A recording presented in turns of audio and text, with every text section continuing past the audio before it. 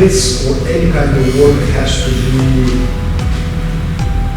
clear motion. I don't want you to hit with any kind of anger or response, because you can hit in the face, won't hit back in response. It is very important to have clear definitions as to what things mean, what they stand for.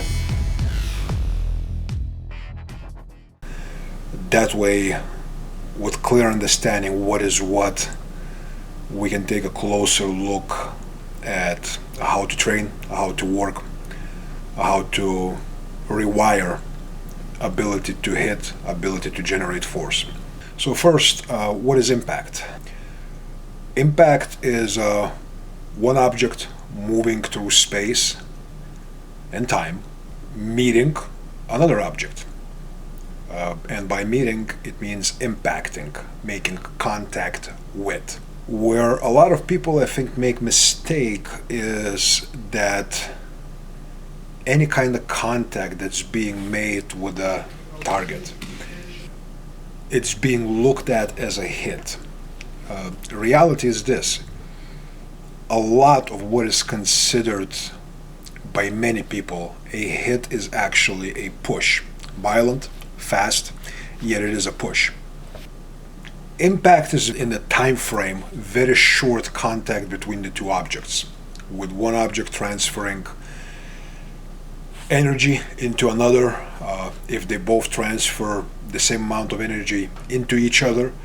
But when I hit, my elbow and my shoulder are relaxed. And if you notice, nothing comes back to me. Everything goes to my opponent. Let's call the target object A, and let's call the weapon, be it a fist, an elbow, anything of that nature, let's call that an object B. When object B makes contact with object A, the exchange of energy cannot be equal, meaning that transfer of energy from object B has to be significantly larger into object A versus the energy that object A, by the virtue of object B impacting object A, can transfer it back into object B. Obviously, it's achieved through velocity, speed. We can go into all the formulas of mass, speed, how it correlates in the sense of energy transfer and so forth, but I'm pretty sure you all went to school and learned that stuff and still remember it and are good at it. When we're looking at a transfer of energy, there's always going to be some kind of interaction. And what I mean by interaction is that very rarely something is 100%. The question is the power that you generate through your move when you hitting another person. How much, percentage-wise, how much of that power is actually being transferred into your target? How much of it is wasted through inefficient biomechanics, bad form, excess tension, many other things that we will discuss separately? And how much of it comes back into you due to excess tension, again, bad biomechanics, incorrect geometry, and a number of other factors. Because if he tenses up his elbow, his wrist, and everything, you see what it does? That's how most of you guys hit you. You hit the person,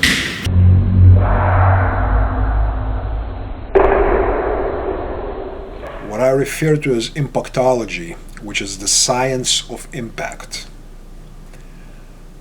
is truly a study of how through movement, which is kinetics, how through movement we deliver maximum possible amount of energy to intended target. And that maximum is achieved through efficiency, through proper mechanics, through working out all the details, through purifying the movement and getting rid of anything that affects said energy transfer in a negative manner. So what we're going to do is, take a fist, and we're going to hit that. And what I'm going to be doing is, he's going to hold the fist, okay? And he's going to be changing the angles, the positions, and all that stuff. My job is this. I'm gonna start doing this. And what I'm looking for is I'm looking for this not to affect his spine. Because if he tenses up his elbow, his wrist, and everything, you see what it does? That's how most of you guys hit you. You hit the person, and you see how it throws you back? Because you have a lot of tension in the joints. The tension that exists needs to be enough to maintain strong wrist and enough to project something. But when I hit, my elbow and my shoulder are relaxed. And if you notice, nothing comes back to me. Everything goes to my opponent. So what we're doing now is we're teaching him at first, just to experience for yourself.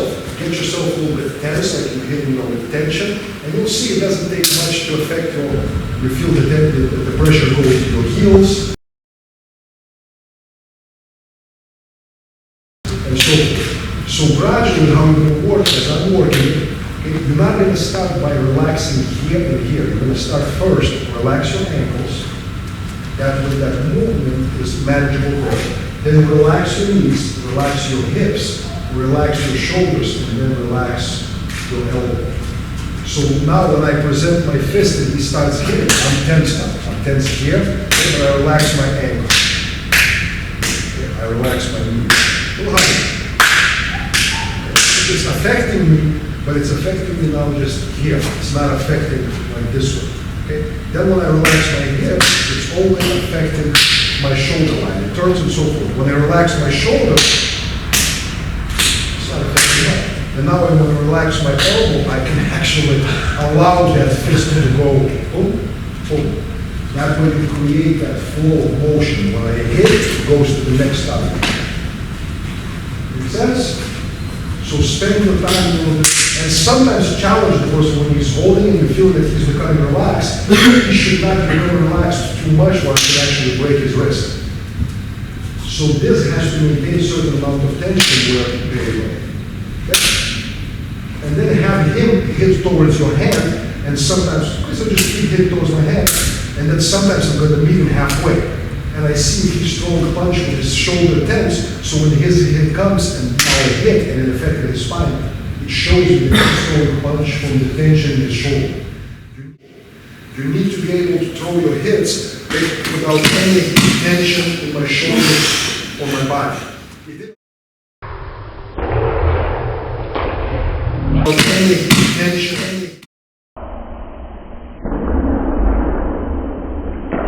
When people talk about putting your whole body weight behind the hit, I think sometimes, and quite often actually, it's misunderstood and misinterpreted as hitting with your body weight. Unless you're flying through the air at the same speed as your fist, you cannot hit with your body weight. This is pretty deep rabbit hole. There's a lot that goes into it because variables, how you put your body as a base from which movement is generated and delivered. Some people will talk about torquing their feet from their knees into their hips and transferring the energy into the hit. Yet in a lot of those, what you see is the torque happens, it looks pretty, it looks almost legit, and then the shoulder becomes tense and the hit comes from here. Guess what? Whatever you thought you're transferring, it stopped right at that shoulder when you tensed it up. You basically made a solid, heavy base which stopped at the shoulder, and then you hit with your hand. Nothing else went into